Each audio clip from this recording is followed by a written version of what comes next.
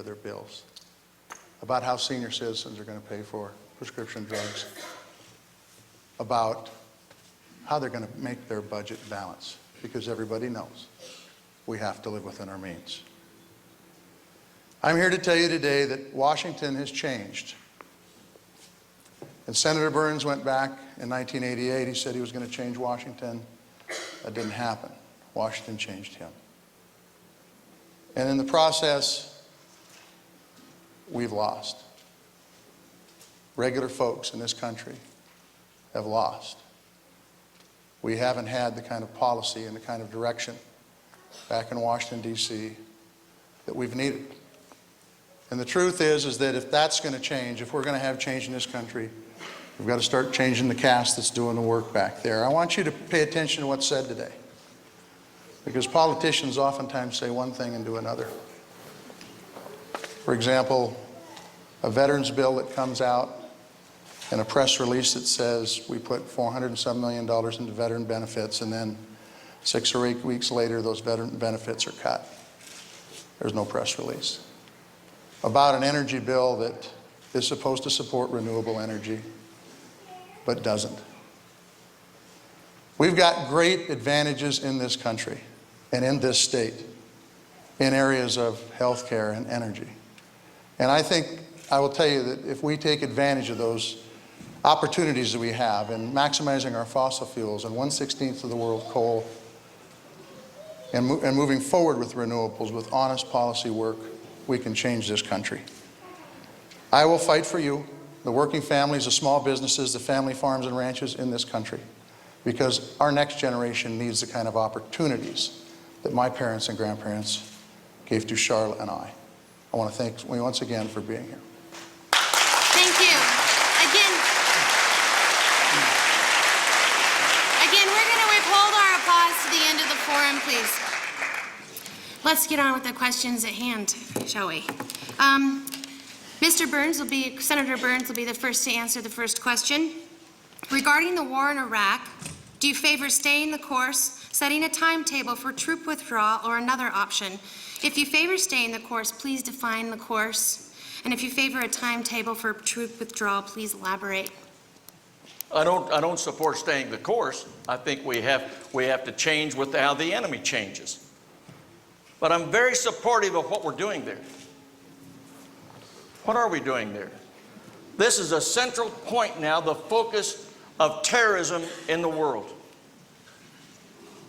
Bin Laden has already told us what he wants to do, because he's afraid that Americans will lose their resolve and pull out, as we did in Somalia. And we've seen what happened there. We've seen our soldiers, dead soldiers, drugged down the street. And they won. They won. We take on the enemy where the enemy is. We do not want to take on the enemy here in the United States of America, because I took an oath to make sure that this nation, I defend this nation against all enemies, foreign and domestic. And that's what this fight is all about. Nobody has said, what are the consequences of losing? We only have one option. That is to win. To win. If we were a United States, united in this country, we would be united today in Iraq. But those who weaken and want to set a timeline and send a signal to our enemies, we do this, we send the wrong signal. It's time for this country to come together. Our foreign policy, and yes, our national defense, used to stop at the water's edge. But in this one, it has not. We got to stand united and resolved for freedom-loving people everywhere, and we must win. That is the solution. Mr. Tester? Tomorrow is the 5th anniversary of 9/11, where this country was attacked in a way that we never ever could have dreamt, and has changed this country forever. In 2003, the President of the United States said, we're going into Iraq because there were weapons of mass destruction and because of the war on terror. We found out some time ago there were no weapons of mass destruction, and we found out recently that there was no connection between what happened in 9/11 and the war in Iraq. We need to have our commander-in-chief get a plan and bring those troops home.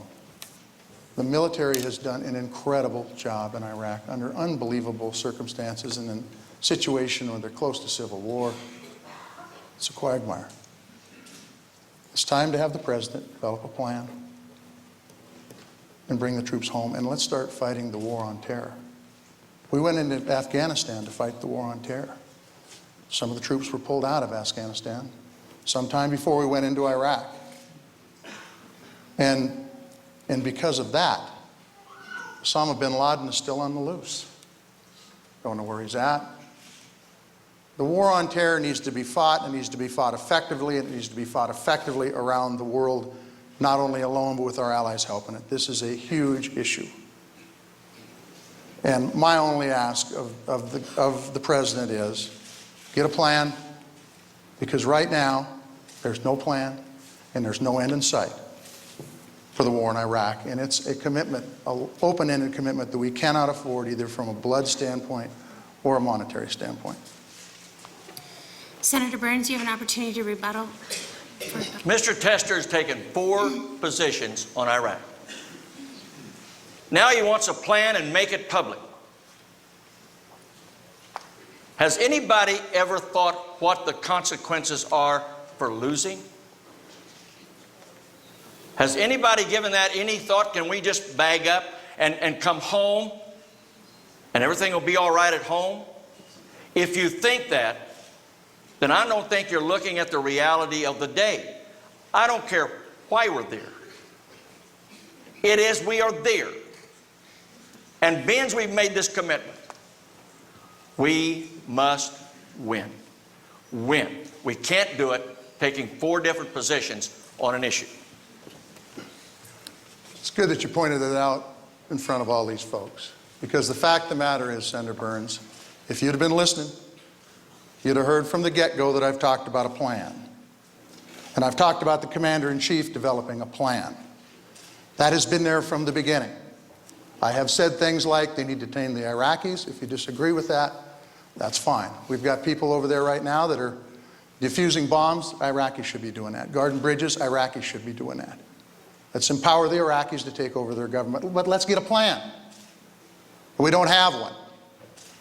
Right now, the policies of this country and of this president, with the support of Senator Burns, has maximized the radicals and minimized the moderates. That's unacceptable. That's not the way it was in the 70s or the 80s or the 90s, but that's the way it is now. We need to start fighting the war on terrorism for real. And the fact is that the war in Iraq has taken us off the war on terrorism. And I also want to point out to you that Senator Burns talks about not staying the course. So where's your plan, Senator Burns? Where's yours? The next question, Mr. Tester, you'll answer first. North Korea and Iran are potential nuclear weapon powers in the world. What should America's response be? That's a very good question, and we can revert back to the previous question on this one too. We need to develop some strict diplomacy with these countries and hold them accountable. Right now, we have cut off communications with North Korea and Iran, and that's not a good thing. We need to develop communications and start talking with these folks to develop a kind of strategy so we don't end up in a nuclear holocaust. But right now, all our energy is focused towards Iraq, and this is part of the problem. When all your energy and all your focus is on one spot, other things tend to get away.